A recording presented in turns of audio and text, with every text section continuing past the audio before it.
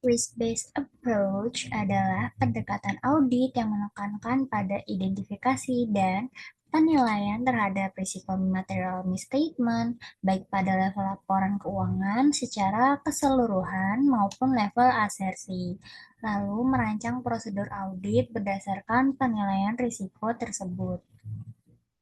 Manfaatnya apa sih risk-based approach ini? Yaitu membantu auditor fokus pada area yang paling berisiko, meningkatkan efisiensi dan efektivitas audit, menyesuaikan prosedur audit dengan kompleksitas klien dan lingkungannya, dan juga membantu dalam pengambilan keputusan profesional atau audit judgment yang lebih tepat.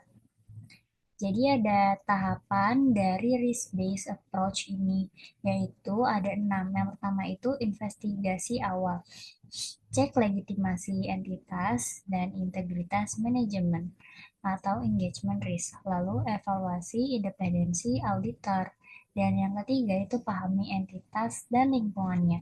Ada di ISA 315, termasuk sektor organisasi, industri, risiko bisnis, dan sistem kontrol internal. Lalu langkah keempat itu perencanaan audit, yaitu merancang strategi dan rencana audit berdasarkan risiko.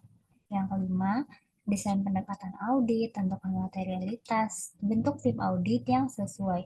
Dan yang terakhir, desain program audit, yaitu melaksanakan prosedur substantif dan pengujian kontrol untuk mengurangi detection risk. Adapun contoh penerapannya. Pada perusahaan properti, auditor akan menilai risiko atas penurunan nilai properti atau impairment, lalu merancang pengujian lebih rinci terhadap nilai wajar atau fair value.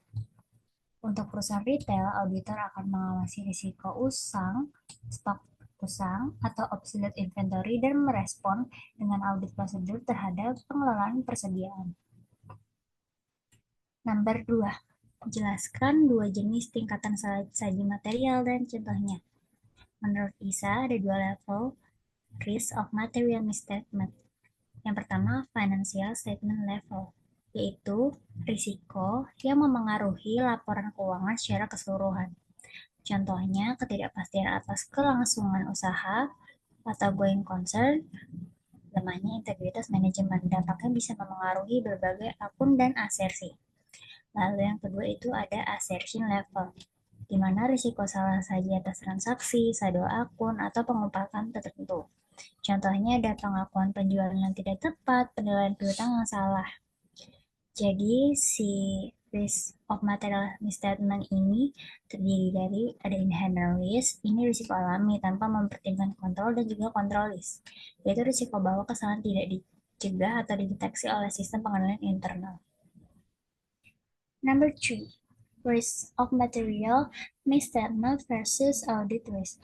Audit risk itu risiko auditor memberikan opini yang salah saat laporan keuangan sebenarnya mengandung salah saji material.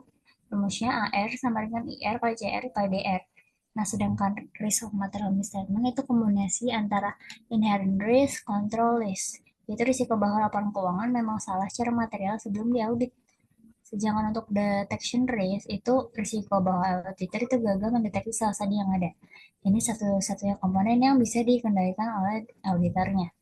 Contoh jika IR dan CR lebih tinggi, misalnya industri kompleks yang kontrol lemah, maka auditor harus menggunakan DR atau melakukan lebih banyak pengujian agar total audit risk tetap rendah. Signifikan risk adalah risiko yang menuntut perhatian khusus dari auditor, biasanya karena kompleksitas atau subjektivitas tinggi berkaitan dengan estimasi akuntansi yang rumit atau kemungkinan penipuan fraud. Auditor perlu menilai apakah suatu risiko memerlukan respon audit khusus. Jika dinilai signifikan, maka perlu pengujian lebih dalam atau pendekatan audit yang lebih ekstensif. Contoh estimasi atas provisi klaim hukum, penilaian instrumen keuangan yang derivatif kompleks, risiko pengakuan pendapatan secara prematur untuk mencapai target apa. Respon auditor bisa menguji desain dan implementasi kontrol terkait dan menambah prosedur substantif di area tersebut.